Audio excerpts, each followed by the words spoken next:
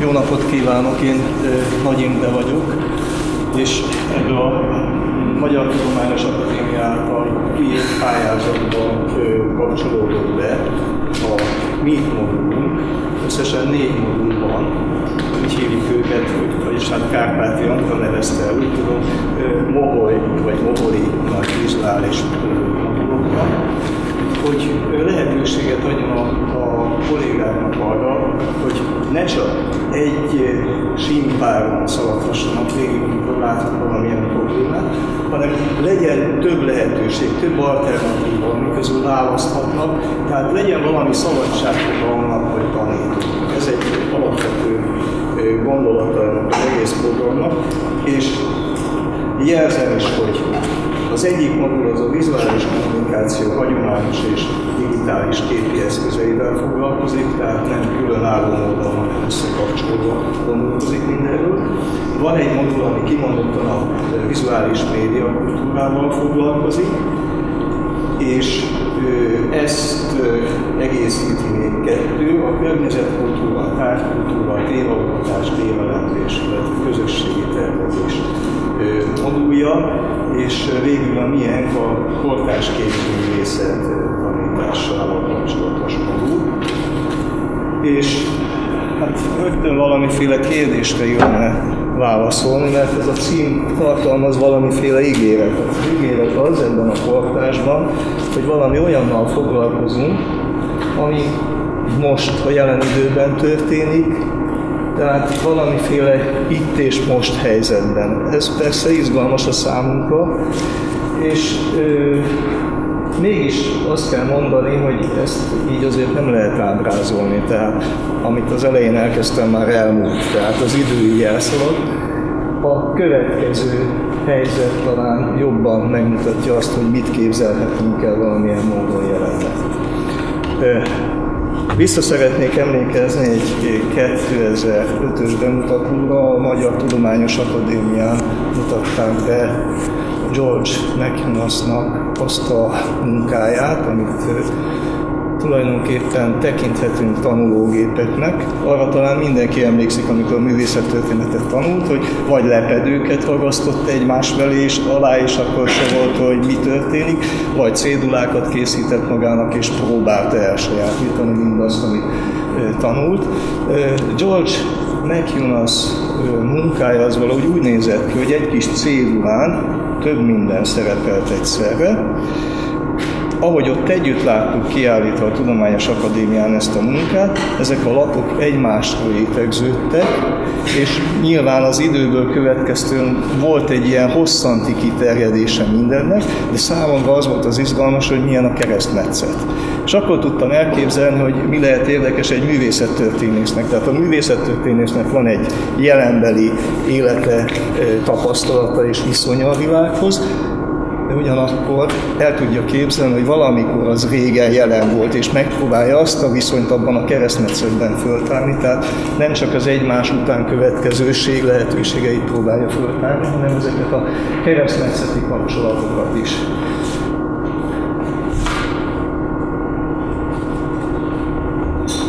Ezt kell nyomni, mert ez így. Igen, tehát George McInnes, Learning Machine volt a címe. Itt van a kiadvány, ami 2006-ban jelent meg erről. Itt egy picit lehet látni ebből a cédulákból, de nem pontosan ezt láttuk ott kiállítva. És ami az érdekes, hogy a jelenében is ezt csinálta. Tehát abban a mozgalomban, amit ő szervezett, abban ugyanúgy kereste ezeket a viszonyokat, és organogramokat, diagramokat, mondjuk úgy térképeket készített arról a jelenről, amit ő maga is alakított. Tehát valahogy ez a viszony, a múlt és a jelen között, ez erősen összeköthető az neki ebben a munkájában. Akit most mutatok, Abraham Maslow, akit a piramisáról vagy piramisairól ismerünk. Most nem erről szeretnék beszélni, nem ezt hangsúlyoznám, csak van egy könyve a lét pszichológiája felé, aminek ez a fordítás egy 68-as kiadásnak, és az már harmadik kiadás volt, a fordítása volt. Tehát ebből idézek, a növekedés, a valamivé válás és a lehetőség szükségszerűen a jövő felé mutat. Ugyanígy az emberben rejlő lehetőségek és a remény, a kívánság és képzelet fogalmai. A kézzelfoghatóra való redukálás a jövő elvesztésével párosul. Az önmegvalósításnak nincs jelentősége, ha nem utal a jelenleg aktív jövőre. És ugyanezen az oldalon, ahol ezt írja, beidézi egy kortársát, Erwin Strauss. Az ember elválaszthatatlan a jövőjétől, amely dinamikusan aktív a jelen pillanatban is. Azt is fel kell ismernünk, hogy csak a jövő ismeretlen és megismerhetetlen elvileg, ami azt jelenti, hogy a szokások, a védekező és megküzdő mechanizmusok kétségesek és kétértelműek, mivel az elmúlt tapasztalatokon alapulnak. Csak a rugalmasan kreatív ember tudja valóban irányítani a jövőjét, csak az, aki magabiztosan és félelem nélkül tud szembenézni az újdonsággal.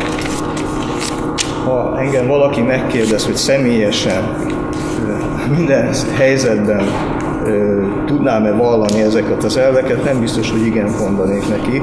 Tehát mindenképpen mérlegre tenném, hogy az, amit az egzisztencialista pszichológiának ez a két képviselője állít, annak hol van az igazsága. Nyilvánvalóan abban, amit az egészből megragad, amit hangsúlyoz és amit közvetíteni szeretne. Őket azért hívtam be, mert ezzel meg tudom mutatni, hogy mi körülbelül hogyan gondolkoztunk erről a programból, amit szeretnénk bemutatni. Tehát alapvetően a művészet most történik. Tehát valamiféle aktív jelenidőről van szó, potenciális lehetőségről, a jelenben kódolt és jelenben működő jövőről. Ugye a kortárs meghatározás az idővel átrendeződik, és ebből a kategóriában más-más alkotások kerülnek be. A megközelítési lehetőségek közül nem hiányzik, de nem kap benne főszerepet a történeti megközelítés, hanem egyenrangú ezernyi másfajta lehetőséggel kapcsolatban.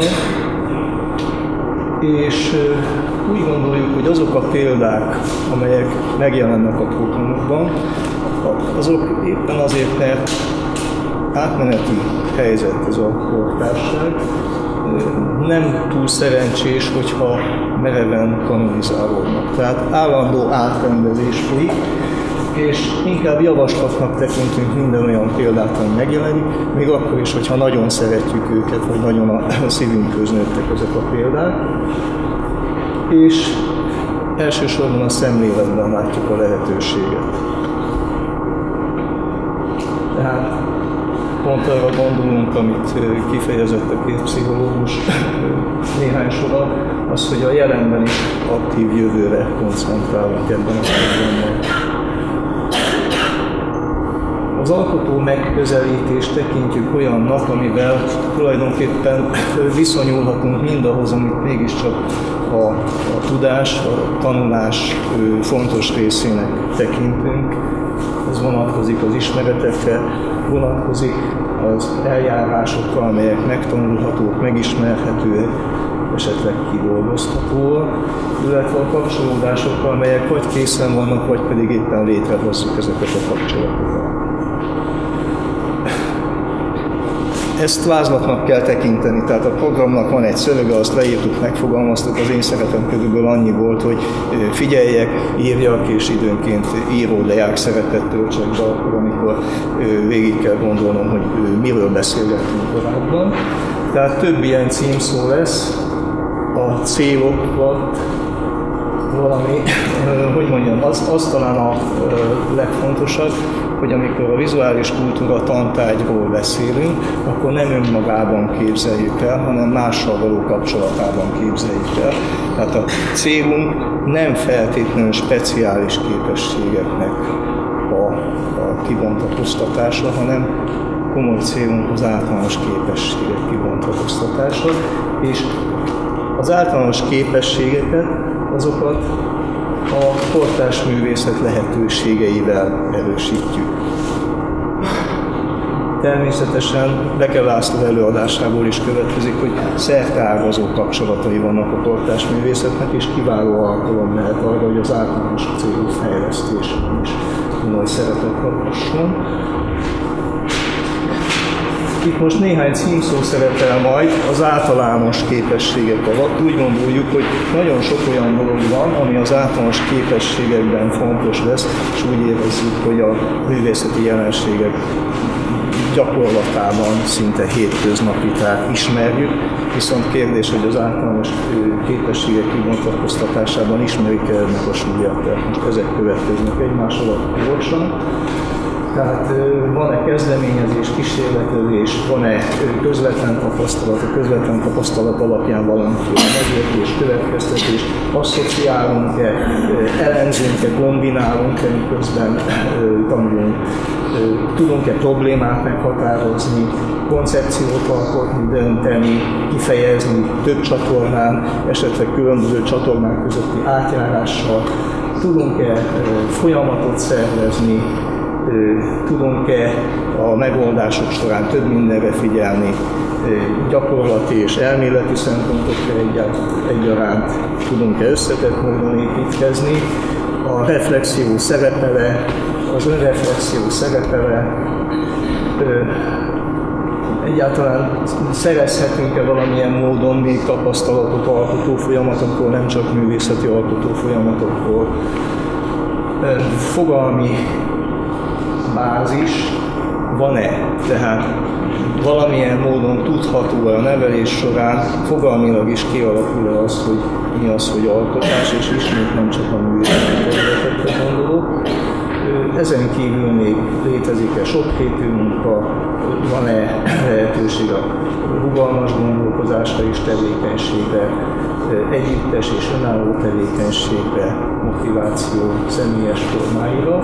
Tehát itt röviden azt vázolom, hogy hogyan hathat az, hogy a tudás más területeivel kapcsolatokkal a művészeti jelenségek széles köre, hogyan hathat az általános képességekre, hát elsősorban az alkotói attitűddel, és ez viszont a képességek minőségére lehet nagy hatással. Ezt is viszonylag gyorsan fogom elsorolni. A lényeg az, hogy úgy fogjuk fel azt, aki tanul, hogy neki már van valamilyen nem tiszta lap, hanem van tapasztalata a világból. Ehhez kapcsolunk hozzá, ehhez építünk hozzá. Van-e mód kezdeményezésre, mivel vázlat valami többször elő fog jönni, tehát nem csak egyszer jelenik meg. Ugyanezt a viszonyt, amit az előbb leírtam, ezt külön hangsúlyozunk az elvek között is. Ferdinand Frené, francia pedagógus azzal a különös lehetőséggel bírt, hogy volt neki nyomdagépe, és a tanítványait elvitte a természetbe, és arra kérte őket, hogy ott figyeljenek meg dolgokat, szerezzenek tapasztalatokat, írják le ezeket, miután leírták, megszerkesztették, kinyomtották, elküldték a szomszéd település iskolájának, ahol ugyanerre volt lehetőség, tehát ezzel a nyomdagéppel az ő kutatásokat is kinyomtathatták. Ők így írtak maguknak tananyagot, és tulajdonképpen ezáltal, hogy ténylegesen művelték, ezáltal tanultak. Természetesen menet közben legalább tapasztalatot szerezhet bárki arról, hogy milyen az, amikor gondolkozunk, és vajon milyen szerkezet alakul ki mindebből. Fontos az, hogy belső hajtóerőnk legyen. Az, hogy ha rendszerekkel foglalkozunk, rendszereket tanulunk, vagy rendszereket szerkesztünk, az ne záruljon be, ne legyen merev, hanem mindig legyen olyan momentum benne, ami ezt a rendszert ki tudja bontani a saját zártságából, és tovább tudja vinni valamilyen más irányba. Fontos, hogy ki tudjunk alakítani olyan helyzeteket, ahol a tanítványainknak döntéseket kell hoznunk, vagy meg kell határozniuk azt, hogy mi legyen az ő céljuk. Meg kell tapasztalni azt, hogy ők képesek rendszereket létrehozni. Amikor találkoznak valamivel, akkor képes képessé válhatnak arra, hogy elfogadatlanul viszonyuljanak valamihez, tehát hiába foglalkoznak rendszerekkel, hiába tanulták, ezeket tudják félretenni, és az első találkozások az legyen mindig nyitott.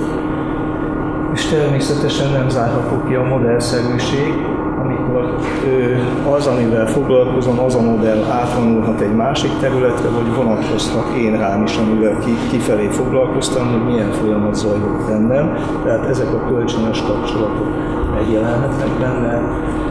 A kommunikáció széles spektrumában ugye a csatornalátás már megjelent egy korábbi pontban, csak itt is ismét megjelenik. Fontos lehet a műhelyelv, amikor az egyes személyekre jellemző érdeklődés, tudáskülönbségei hathatnak másokra, tehát el is lehet lesni másoktól bizonyos gondolkozásmódokat, viselkedési módokat, attitűdöket. A differenciálás szót mindenki ismeri, de aki nekem kézzelfoghatóvá tette, azt Róbert Péter, és itt ül. Ő azt csinálta, hogy a saját tananyagába sok-sok más tantárgyból beépített bizonyos részeket. Nagyon színes palettája volt feladatokból, és a tanítványait úgy értékelte, hogy azt emelte ki, amiben a legjobban. Tehát az ő differenciálása nekem mértékadó. És természetesen a kortárs művészetben megvan az a lehetőség, hogy nagyon tág, nagyon nyitott, és hogy nem rögzített ítéletekkel lehet megközelíteni, hanem a változó, lehetséges kommentárokkal. Módszerek természetesen itt már nem lesz hosszú, mert csak egyet-kettőt vetek fel, a többi nem így fog szerepelni, hanem a leírt tervekben, programokban. A minden műalkotás valamiféle kérdést vet föl. Ha csoportosan dolgozunk, az másfajta tapasztalat az, amikor összeadódik a tudás, és másfajta az, amikor én egyénileg el tudok mélyebben valamiben. Tehát mind a kettő fontos lesz a számunkra. A dolgok elemzése az nagyon gyakran szemiotikai jellegű, ami azt jelenti, hogy valamilyen gondolatot, valamilyen eszközzel továbbítunk másnak, vagy valamilyen struktúra megszületik a fejünkben, és azt közvetíteni szeretnénk. Ezért a gondolati kép más, hogy az milyen eszközökkel, milyen jelekkel, milyen struktúrákkal jelenik meg, ez fontos a számunkra, és ennek van egy gyakorlati módja, amikor valamiféle már meglévő, ismert struktúrát és a kommunikációban is többé-kevésbé elrendezett szerkezetre, mondjuk egy műre, egy emlékre reflektálunk valahogy úgy, hogy a saját jeleneket visszük bele, itt is láthatjuk ezt természetesen. Tehát ez a parafrázis típusú feladat. Én köszönöm szépen, és átadom a szót Geisz Bűtündének.